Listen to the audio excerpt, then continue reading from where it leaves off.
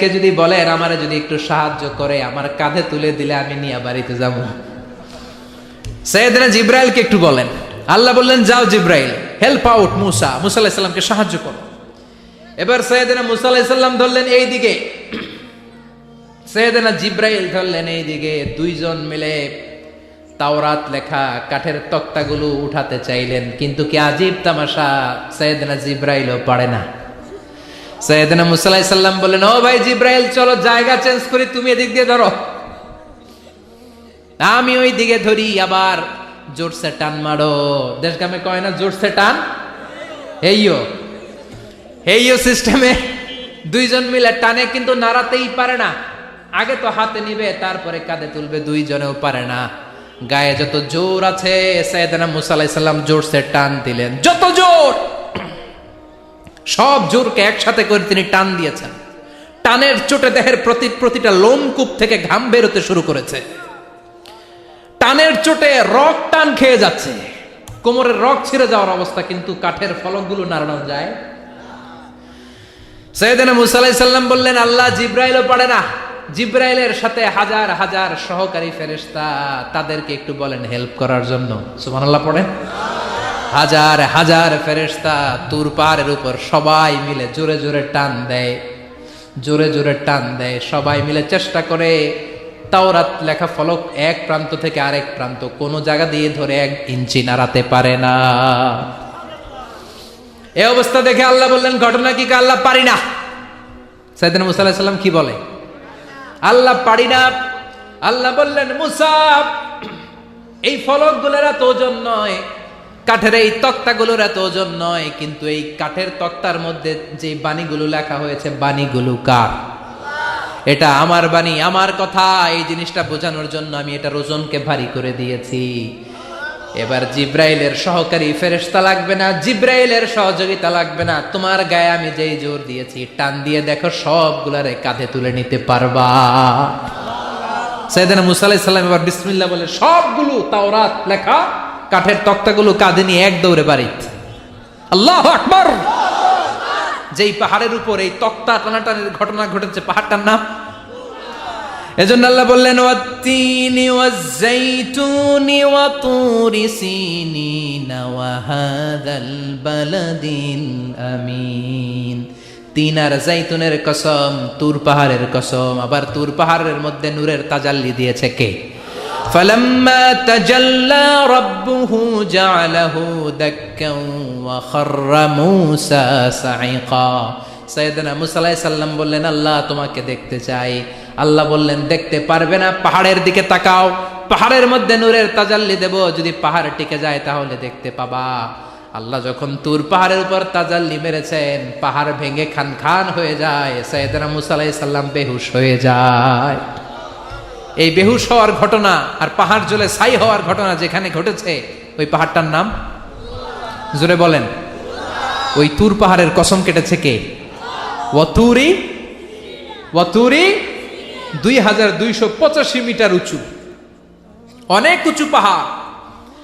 আবার ইয়াজুজ মাজুজ যখন পৃথিবীতে আক্রমণ করবে, ইন্না ইয়াজুজ ওয়া মাজুজ মুফসিদুনা ফিল আরদ, তামাম জাহানে ইয়াজুজ মাজুজ যখন আক্রমণ করবে, তামাম পৃথিবীটাকে যখন লন্ডভন্ড করে দিবে, সাইয়েদনা ঈসা আলাইহিস সালাম মুমিন বান্দাদেরকে নিয়ে যেই পাহাড়ের উপর আশ্রয় নেবেন সেটা হলো এই তুর পাহাড়। সুবহানাল্লাহ।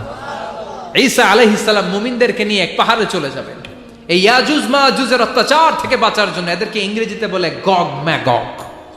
If you search in Google by writing Gog and Magog, আপনি পেয়ে যাবেন ইয়াজুজ মাজুজের কাহিনী। হাত্তা ইযা ফুতিহাত ইয়াজুজ ওয়া মাজুজ ওয়া হুম মিন কুল্লি হাদাবিন ইয়ানসিলুন, লক্ষ লক্ষ ইয়াজুজ মাজুজের বাহিনী আসবে। এই ইয়াজুজ মাজুজের বাহিনীর অত্যাচার, অবিচার, অনাচার, জুলুম থেকে, মারামারি থেকে বাঁচার জন্য মুসলমানরা ঈসা আলাইহিস সালামের নেতৃত্বে যেই পাহাড়ের উপর আশ্রয় নিবেন, ওই পাহাড়ের নাম হলো তুর পাহাড়। ওই পাহাড়ের নাম কি? কোরআনে অনেকবার আল্লাহ তাআলা এই তুর পাহাড়ের কথা বলেছেন। আমি নিজে এই তুর পাহাড়ের চূড়ায় উঠেছি 2 বার। পাথরের পাহাড়, মাঝরাতে উঠতে হয়। এই তুর পাহাড়ের নিচে একটা গির্জা আছে, খ্রিস্টানদের প্রাচীনতম গির্জা, সেন্ট ক্যাথেরিনা গির্জা। এই গির্জার ভেতরে ঢুকেছিলাম দেখার জন্য। এটা পবিত্র জায়গা। মুসা আলাইহিস সালাম যখন যাচ্ছিলেন, আল্লাহ বলেন ফাখলা'না আলাইক ফাখলা'না আলাইকা ইন্নাকা বিল ওয়াদিল মুকাদ্দাসি তুয়া। শুজ অফ, জুতা খুলে ফেলো। মুসা জুতা খুলে ফেলো। ইন্নাকা বিল ওয়াদিল মুকাদ্দাসি তুয়া, you are in a very holy valley, very sacred valley. একটা পবিত্র উপত্যকায় তুমি এসেছো। এর চাইতে উন্নত এবং পবিত্র উপত্যকা আমি মহাবিশ্বে কোথাও সৃষ্টি করি নাই। চিল্লায় পড়েন সুবহানাল্লাহ। মাঝরাতে এই তুর পাহাড়ে উঠতে হয়, ব্যাকপ্যাক নিয়ে যেতে হয়, সেখানে পানি টানি খাবার দাবার নিয়ে ওঠা লাগে। 3-4 ঘন্টা লাগে উঠতে, নামতে আবার 3-4 ঘন্টা। সকালে 10টা-11টার পরে আর তুর পাহাড়ে থাকা যায় না, কারণ আমাদের বাংলাদেশের পাহাড়গুলো মাটির পাহাড়, তুর পাহাড় হচ্ছে পাথরের পাহাড়। পাথরের পাহাড়ে যখন সূর্যের আলো লাগে, পাথরের পাহাড় গরম হয়ে যায়। আমরা মাঝরাতে উঠতে শুরু করলাম। আমরা যখন উঠতেছি দেখলাম ক্রিশ্চিয়ান কমিউনিটির একটা গ্রুপ, তারাও উঠছে, ইহুদিদের একটা গ্রুপও উঠছে, কারণ এটা 3 ধর্মের লোকদের কাছে তীর্থস্থান। এই তুর পাহাড়ের চূড়ায় ছোট্ট একটা মসজিদ আছে, 7-8 জন নামাজ পড়া যায়। খ্রিস্টানদের একটা গির্জা আছে, ইহুদিদের একটা সিনাগগ আছে। ফজরের সময় উঠলাম, পুরো সিলসিলাতুল জিবাল তুর পাহাড় দেখলাম, অবাক হলাম। এই পাহাড়ে বিশ্বনবী মেরাজের রাতে নেমে দোয়া করেছেন, ঠিক কিনা? এই পাহাড়ে ঈসা আলাইহিস সালাম মুমিনদেরকে নিয়ে ইয়াজুজ মাজুজের আক্রমণ থেকে বাঁচার জন্য আশ্রয় নেবেন। এই তুর পাহাড়ের কসম কোরআনের ভেতরে কেটেছে কে? এজন্য আল্লাহ বললেন ওয়াত-তিনি ওয়াজ-যাইতুনি ওয়া তুরি সিনিন ওয়া হাযাল বালাদিল আমিন। তিন আর যাইতুনের কসম, ওই মিশরের তুর পাহাড়ের কসম, ওয়া হাযাল বালাদিল আমিন, এই নিরাপদ শহরের কসম। শহরটার নাম কি? কি নাম? এই নিরাপদ শহর দ্বারা আল্লাহ বুঝিয়েছে মক্কা, না ফিলিস্তিন না। ফিলিস্তিন হচ্ছে প্রথমটা, কিন্তু হাযাল বালাদিল আমিন, এই নিরাপদ শহর দিয়ে আল্লাহ বুঝিয়েছেন মক্কা শহরকে। চিৎকার করে বলবেন কোন শহর? মক্কা শহর। এই মক্কা শহরের আগের নাম বাক্কা। মক্কার আগের নাম কি? জোরে বলেন, আরো জোরে। ইন্না আউওয়ালা বাইতিন উদিআ লিন-নাসি লাল্লাযী বিবাক্কাতা মুবারাকা হুদাল লিল আলামিন। নিশ্চয়ই পৃথিবীর সর্বপ্রথম ঘর যেই শহরের মধ্যে আমি আল্লাহ স্থাপন করলাম, শহরটার নাম হলো বাক্কা শহর। কি শহর? এই বাক্কা পরে চেঞ্জ হয়ে হয়েছে মক্কা। আল্লাহু আকবার। তার মানে আজকে জানলেন মক্কা শহরের আগের নাম হলো বাক্কা। আগের নাম কি? মক্কা শহরে অনেক হোটেল আছে, ওই হোটেলের নাম ফুন্দুক বাক্কা। দেখছেন? ফুন্দুক বাক্কা মানে বাক্কা হোটেল। এই বাক্কা হচ্ছে মক্কার আগের নাম, মনে থাকবে? আল্লাহ বললেন হাযাল বালাদিল আমিন, এই নিরাপদ শহরের কসম, এই শহরের চেয়ে নিরাপদ শহর পৃথিবীর মধ্যে। ইউসাউইরুকুম ফিল আরহামি কাইফা ইয়াশা লা ইলাহা ইল্লা হুয়াল আজিজুল হাকিম। তিনি হলেন এমন সত্তা যিনি মায়ের পেটে থাকা অবস্থায় তোমাদের চেহারার ডিজাইন করে দিয়েছে। চিল্লায়া বলেন সুবহানাল্লাহ। তাহলে 4টা কসম কেটে আল্লাহ যে দামি কথাটা বললেন, লাকাদ খালাকনাল ইনসানা ফি আহসানি তাকওয়িম, সুন্দর আকৃতিতে তৈরি করেছি। এজন্য সুন্দর চেহারাটা নিয়ে যখন আয়নার সামনে দাঁড়াবেন, তখন আপনি আয়নার দোয়া পড়বেন আল্লাহুম্মা হাসসানতা খালকি ফাহসিন খুলুকি। বিশ্বনবীর চেহারা সুন্দর বেশি না কম? জোরে বলেন। চাঁদের চেয়ে সুন্দর তুমি নবী আমার কামলিওয়ালা, চাঁদের চেয়ে সুন্দর তুমি নবী আমার কামলিওয়ালা।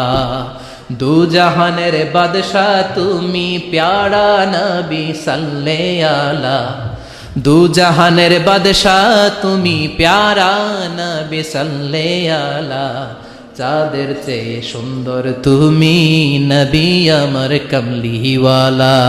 সুবহানাল্লাহ। বিশ্বনবীর চেহারাটা বড় সুন্দর ছিল। এত সুন্দর চেহারার মানুষ পৃথিবীতে দ্বিতীয়টা নাই।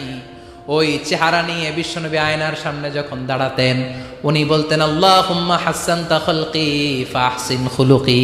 এর মানে হলো আল্লাহ আমার চেহারাটা আপনি যেমন সুন্দর করেছেন আমার চরিত্রটাও সুন্দর করে দিয়ে। দিস ইজ দ্য অ্যাটিটিউড, এটাকে বলা হয় attitude. What a marvellous amazing attitude he belongs. বিশ্বনবীর কি সুন্দর অ্যাটিটিউড ছিল, সুন্দর চেহারা নিয়ে আয়নার সামনে দাঁড়িয়ে তিনি বলতেন আল্লাহ আমার চেহারাটা যেমনি সুন্দর করেছো আমার চরিত্রটাকেও সুন্দর করে দাও, আমার বাহিরটা যেমন সুন্দর আল্লাহ আমার ভেতরটারেও সুন্দর করে দিও। পড়ে না আমিন? এই আয়নার দোয়া পারেন তো? আয়নার সামনে দাঁড়ায় এই দোয়া পারেন তো? নাকি বলেন আয়না বসাইয়া দিও কলবের ভিতর? এগুলো বলবেন? পড়েন আল্লাহুম্মা হাসসানতা খালকি ফাহসিন খুলুকি। আল্লাহুম্মা হাসসানতা খালকি ফাহসিন খুলুকি। হে আল্লাহ, সবাই বলেন হে আল্লাহ তুমি আমার চেহারাটা সুন্দর করেছো, তুমি আমার চরিত্রটাও সুন্দর করে দিও। আমিন। আর জোরে পড়েন আমিন। এই জন্য নিজে যখন আয়নার সামনে দাঁড়াবেন এটা বলবেন, আপনার স্ত্রী যখন আয়নার সামনে দাঁড়ায় তখন এইটা বলবেন, আপনার বাচ্চা যখন আয়নার সামনে দাঁড়ায় তখন এই দোয়া পড়বেন। রাজি আছেন তো? আয়নার সামনে দাঁড়িয়ে আমরা বলবো হাসসানতা খালকি, আল্লাহ তুমি আমার চেহারাটা সুন্দর করেছো। আমরা সবাই সুন্দর, আমরা সবাই সুন্দর। যার কালার কালো, কালো চামড়ার লোক, তার মধ্যে একটা সৌন্দর্য আছে না নাই? আল্লাহ বললেন এই কালো আর ধলো এগুলো তো বাইরে, ওয়াখতিলাফু আলওয়ানিকুম ওয়া আলসিনাতিকুম, তোমাদের গায়ের রঙের ভিন্নতা, ভাষার ভিন্নতা, এগুলো আল্লাহর মিরাকেল। একজন সাদা, একজন কালো, একজন ধূসর বর্ণের, এক একজনের চেহারার সাথে আরেকজনের চেহারার মিল নাই। সুবহানাল্লাহ, এটাই সৌন্দর্য। এজন্য আল্লাহ বললেন লাকাদ খালাকনাল ইনসানা ফি আহসানি তাকওয়িম, আমি গোটা মানব জাতিকে চমৎকার একটা স্টাইল দিয়ে তৈরি করেছি। এই স্টাইলের সাথে পৃথিবীর কোনো প্রাণীর কোনো মিল থাকে না। সুবহানাল্লাহ, কি অসাধারণ আমাদের কাঠামো। আপনি যদি হিউম্যান ব্রেইন নিয়ে চিন্তা করেন, আমাদের ব্রেইনের ক্যাপাসিটি কিন্তু অনেক বেশি। এই পৃথিবীতে সবচাইতে পাওয়ারফুল যে কম্পিউটার আবিষ্কার করা হয়েছে এটার নাম Cray one supercomputer. United States of আমেরিকাতে যারা মিলিটারি বেজে জব করে তাদের ম্যাথমেটিক্যাল ইকুয়েশন ড্র করার জন্য, সলিউশন করার জন্য এই ক্রে-1 সুপার কম্পিউটার তারা ইউজ করে। বিজ্ঞানীরা হিউম্যান ব্রেইনের ক্যাপাসিটির সাথে ওই ক্রে-1 সুপার কম্পিউটারের তুলনা করেছে। তারা তুলনা করে দেখেছে ক্রে-1 সুপার কম্পিউটারের চেয়েও আমাদের ব্রেইন শতগুণ বেশি শক্তিশালী। আমাদের হেয়ারিং সিস্টেম নিয়ে যদি আপনি গবেষণা করেন অবাক হয়ে যাবেন। এই যে কানের মধ্যে এখানে পেঁচানো দেখা যায়, এটা কি আল্লাহ এমনি এমনি দিছে? মা খালাকতা হাযা বাতিলা, এমনি এমনি আল্লাহ কিচ্ছু দেয় নাই। এই পেঁচানো ডিজাইন না থাকলে আপনি শুনতে পেতেন না। আপনার কান দুইটা যদি কেটে কান কাটা রমজান করে দেয় আপনি কোনো আওয়াজ শুনতে পাবেন না। এই কানের ডিজাইন গুলো এই আঁকাবাঁকা